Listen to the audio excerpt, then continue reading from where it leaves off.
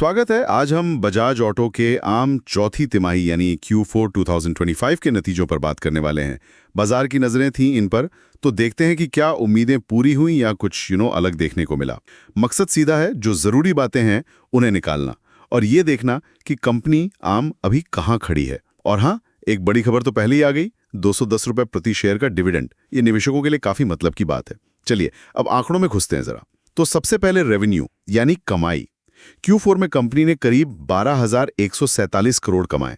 अगर साल दर साल देखें तो पिछले साल ये 11,484 करोड़ था, तो करीब 6% ज्यादा है।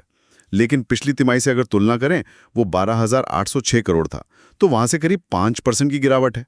तो ये थोड़ा मिला जुला सिग्नल है ना। हाँ बिल्कुल। पर देखिए, ऑटो सेक्टर में ना साल दर साल यानी YOY तुलना ज्यादा मायने रखती है। ऐसा है कि सीजन वगैरह का असर होता है, तो YOY से ही असली तस्वीर दिखती है। तो ये जो 6% की सालाना बढ़ोतरी है, ये एक मजबूत संकेत है। और बाजार का जो अनुमान था वो भी इसी रेंज में था, मतलब 11,800 करोड़ से 12,200 करोड़ के बीच। तो कह सकते हैं कि रेवेन्यू बिल्कुल उम्मीद के मुताबिक ही है, एकदम इन लाइन। अच्छा, तो रेवेन्यू तो ठीक रहा, लेकिन कमाई के बाद खर्चों को देखना भी जरूरी है, तभी मुनाफे का पता चलता है। खर्चों का क्या हाल रहा? जी, खर्चे इस तिमाही में 9,825 करोड़ रहे हैं। पिछले साल इसी टाइम ये 9,291 करोड़ थे, लेकिन हाँ, पिछली तिमाही में 10,340 करोड़ थे। तो साल दर साल तो बड़े हैं, पर तिमाही दर तिमाही खर्चों में कमी आई है। ये दिखाता है कि शायद मैनेजमेंट ने खर्चों पर कुछ लगाम कसी है। ओके, तो रेवेन्यू और खर्चों के बाद असली कहानी मुनाफा, वो कैसा दिखता है? 50 करोड़ रुपए का मुनाफा कमाया है। यहाँ भी अगर साल दर साल देखें, पिछले साल के 1,936 करोड़ से ये करीब 6% ज्यादा है। मतलब रेवेन्यू ग्रोथ के साथ साथ चल रहा है। लेकिन फिर वही बात, तिमाही दर तिमाही यहाँ भी गिरावट है, करीब 2% की। पिछले क्वार्टर में 2,108 करोड़ था। बिल्कुल बिल्कुल। और बाजार की उम्मीदें भी मतलब 1,915 करोड़ से 2,050 करोड़ के बीच ही थीं।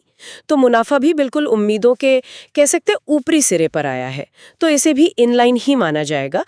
कोई बड़ा झटका नहीं, पर कोई बड़ी छलांग भी नहीं। ठीक है, अब मार्जिन की बात करते हैं, जो एफिशिएंसी बताता है। Q4 में मार्जिन रहा 16.86%। हाँ, ये दिलचस्प है। पिछले साल इसी तिमाही में ये 16.85% था।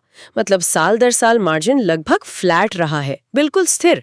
आजकल के माहौल में जहां लागत वगैरह का दबाव रहता है, मार्जिन को बनाए रखना ये काफी अहम बात है। ये शायद दिखाता है कि प्रोडक्ट मिक्स अच्छा रहा या फिर लागत कंट्रोल में रखी। सही। और प्रति शेयर आय EPS, ये निवेशकों के लिए एक जरूरी आंकड़ा होता है। जी, Q4 में EPS रहा 73 रुपए। पिछले साल ये 68 रुपीस था। तो सालाना बढ़ोतरी तो है, पर पिछली तिमाही में ये 75 रुपया था। तो वो तिमाही वाली गिरावट यहाँ भी दिख रही है। और अगर अभी के शेयर प्राइस को देखें, जो करीब 8,999 रुपए के आसपास है, तो वैल्यूएशन के हिसाब से ये कैसा लगता है? हाँ, तो इस EPS के हिसाब से अगर देखें तो प्राइस टू अर्निंग्स यानी P रेशियो लगभग 30-31 के करीब आता है। मतलब निवेशक हर एक रुपए की कमाई के लिए कितने रुपए दे रहे हैं। इसे बाजार में आमतौर पर मतलब बहुत महंगा या बहुत सस्ता नहीं, एक ठीक ठाक या सहज लेवल माना जाता है। और फिर से याद दिला दूं, 210 रुपए प्रति शेयर का डिविडेंड भी घोषित हुआ है। हाँ, बिल्कुल। वो निवेशकों के लिए एक अच्छा रिटर्न है और कंपनी के भरोसे को भी दिखाता है। तो कुल मिलाकर अगर देखें, कहानी यह है कि बजाज ऑटो ने स्थिरता दिखाई है, साल दर साल ग्रोथ दी है और बाजार की उम्मीदों पर खरे उतरे हैं, पर कोई बड़ा धमाका नहीं किया और तिमाही आधार पर थोड़ी नरमी जरूर दिखी है। सही कहा आपने। मुख्य बातें यही हैं, साल दर साल ग्रोथ है, मार्जिन स्थिर हैं जो अच्छी बात है, और P रेशो भी एक सहज दायरे में है, और डिविडेंड ऊपर से। तो नतीजे ठोस हैं, भले ही एकदम असाधारण न हो। चलिए, इस बातचीत के लिए धन्यवाद। ये आंकड़े अब काफी साफ लग रहे हैं। जी बिल्कुल। लेकिन यहाँ एक बात सोचने वाली है आखिर में, क्योंकि नतीजे ज्यादातर उम्मीद के मुताबिक ही हैं, तो सवाल ये उठता है कि आगे कंपनी की ग्रोथ को सिर्फ अनुमान पूरा करने से आगे क्या ले जाएगा। क्या कोई नया प्रोडक्ट या बाजार का बदलता ट्रेंड या फिर EV स्पेस में कुछ नया या बढ़ती कंपटीशन, ये बाहरी चीजें आने वाले टाइम में ज्यादा असर डालेंगी। इस पर नजर रखना दिलचस्प होगा।